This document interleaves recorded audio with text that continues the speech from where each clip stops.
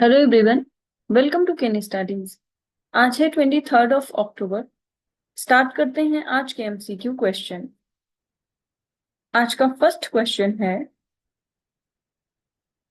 What is India's rank in the economic freedom of the world 2024 annual report. यहाँ पर आपसे पूछा जा रहा है, विश्व की आर्थिक स्वतंत्रता 2024 वार्षिक रिपोर्ट में भारत का स्थान क्या है। आपके ऑप्शंस हैं 80th, 84th, 87th या फिर 90th।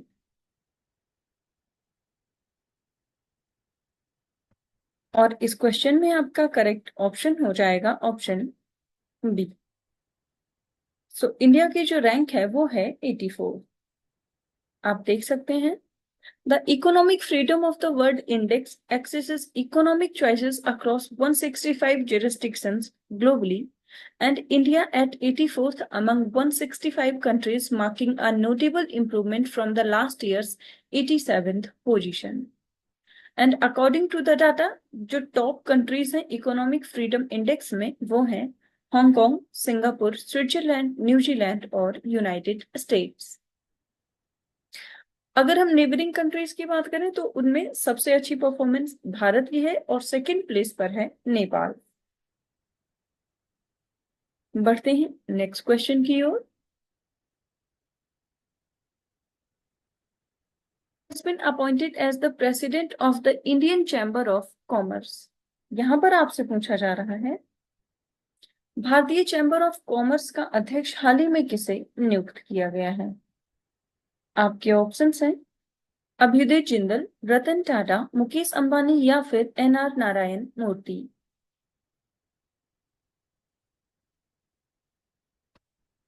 और इस क्वेश्चन में आपका करेक्ट ऑप्शन हो जाएगा ऑप्शन ए। सो ये नियुक्त किया गया है अभ्युदय जिंदल को। आप देख सकते हैं, Abhyuday Jindal has been appointed as the new president of the Indian Chamber of Commerce, and he succeeds the outgoing president and aims to enhance the organization's role in promoting trade and industry in India. So he emphasized the need for collaboration between various stakeholders to derive economic growth and foster innovation. His focus will include addressing challenges faced by businesses and advocating for policy reforms to create a conducive business environment। इसके साथ ही ICC की बात करें तो it plays a crucial role in representing the interest of the business community and facilitating economic development through various initiatives। तो आप ध्यान रखेंगे, वर्तमान समय में इंडियन चैम्बर ऑफ कॉमर्स के प्रेसिडेंट हैं अभ्युदय जिंदल। बढ़ते हैं नेक्स्ट क्वेश्चन की ओर। Indo Turkey friendship Association has been launched in which city. यहां पर आपसे पूछा जा रहा है, भारत तुर्की मैत्री संघ किस शहर में शुरू किया गया। आपके ऑप्शंस हैं मुंबई, हैदराबाद, चेन्नई या फिर कोलकाता।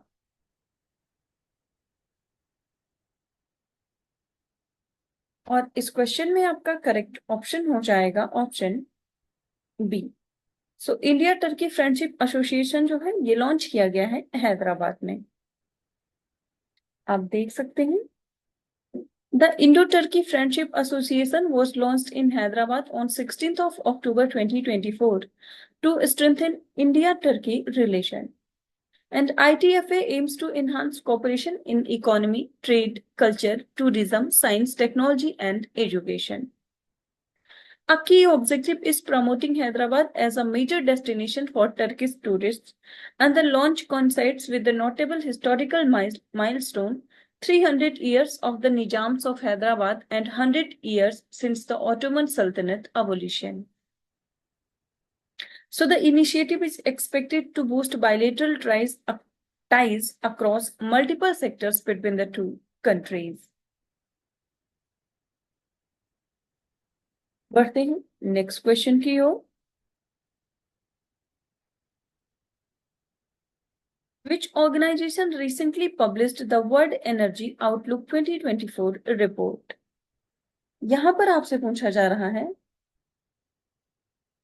हाल ही में किस संगठन ने विश्व ऊर्जा आउटलुक 2024 रिपोर्ट को प्रकाशित किया है? आपके ऑप्शंस हैं international Energy agency, world bank, international monetary fund या फिर यूनाइटेड नेशंस डेवलपमेंट प्रोग्राम। और इस क्वेश्चन में आपका करेक्ट ऑप्शन हो जाएगा ऑप्शन ए। इस रिपोर्ट को पब्लिश किया है इंटरनेशनल एनर्जी एजेंसी ने। आप देख सकते हैं India is expected to see the highest increase in energy demand globally over the next decade as per the World Energy Outlook 2024. And the report is published by the International Energy Agency and provides key energy trends and projections. So low emission energy sources are projected to generate over half of the world's electricity by 2030. And India is set to add 12,000 cars daily until 2035, with built-up space growing by over 1 billion square meter annually. And India's total energy demand will rise by 35% by 2035, with coal use in industry increasing by 50% and coal-based electricity generation will be grow by 15%. International Energy Agency की बात करें तो ये Paris based autonomous inter governmental organisation है जिसको establish किया गया था 1974 में। And it provides policy recommendations, analysis and data on the global energy sector. और इसमें जो मेंबर कंट्रीज हैं वो हैं 31 और इसमें 13 एसोसिएशन कंट्रीज भी हैं। भारत इंटरनेशनल एनर्जी एजेंसी का एसोसिएट मेंबर है। आप ध्यान रखेंगे इसका हेडक्वार्टर है पेरिस में। बढ़ते हैं नेक्स्ट क्वेश्चन की ओर। Which organization has recently retained India's GDP growth forecast for the financial year 24 and 25 to 7% year on year? यहां पर आपसे पूछा जा रहा है किस संगठन ने हाल ही में वित्तीय वर्ष 24-25 के लिए भारत के जीडीपी विकास पूर्वानुमान को 7% वर्ष दर वर्ष पर बरकरार रखा है? आपके ऑप्शंस हैं Moody's ratings, reserve bank of India, state bank of India या फिर वर्ल्ड बैंक।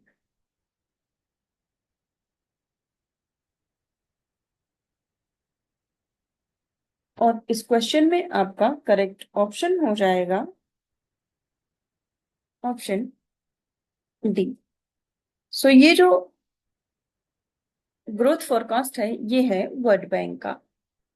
आप देख सकते हैं On 10th October 2024, the World Bank released a report titled South Asia Development October 2024 Update, Women, Jobs and Growth. It has retained India's gross domestic product growth forecast for financial year 2024 and 2025 to 7% year on year, and this growth projection is mainly attributed to higher agricultural production and robust employment growth from policy initiatives which further boost private consumption.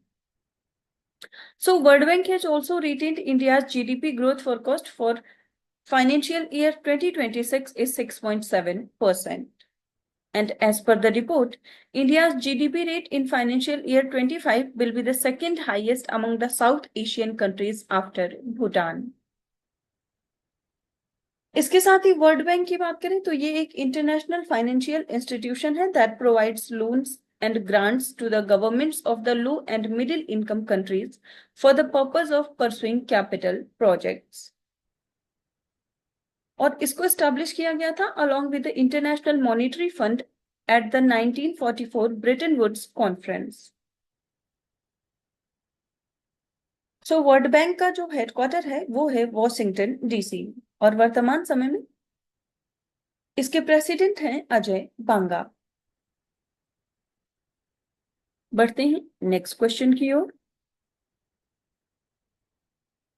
Which of the following is the primary objective of the Ideas Scheme? यहां पर आपसे ideas योजना के बारे में पूछा जा रहा है कि उसका प्राथमिक उद्देश्य क्या है। आपके ऑप्शंस हैं to promote India's domestic industrial growth, second, to offer consensual financial assistance to developing countries for strategic projects, and third, to provide financial aid to Indian states for infrastructure development, या फिर to offer grants to non-governmental organizations working in South Asia.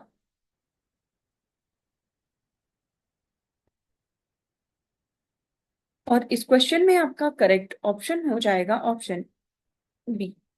So IDEAS जो scheme है इसका objective है to offer concessional financial assistance to developing countries for strategic projects. आप देख सकते हैं आइडियाज जो स्कीम है इसका फुल फॉर्म है the Indian Development and Economic Assistance Scheme. So it aims to promote India's political, economic, and strategic interest by providing lines of credit on concessional terms to developing countries. So it funds projects in sectors like infrastructure, education, water and healthcare, and often strengthening India's ties with the nations in the global south. And it does not focus on domestic growth or grants to NGOs.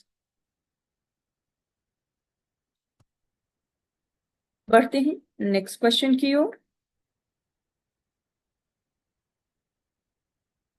Consider the following statements. यहां पर कुछ कथन दिए गए हैं जिन पर आपको विचार करना है।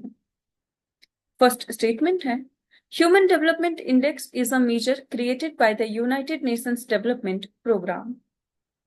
And second, according to the Human Development Report 2023 and 2024, India is classified in the high human development category. और यहां पर आपसे करेक्ट स्टेटमेंट पूछा जा रहा है। आपको बताना है ह्यूमन डेवलपमेंट इंडेक्स से संबंधित यहां पर कौन से स्टेटमेंट्स करेक्ट हैं।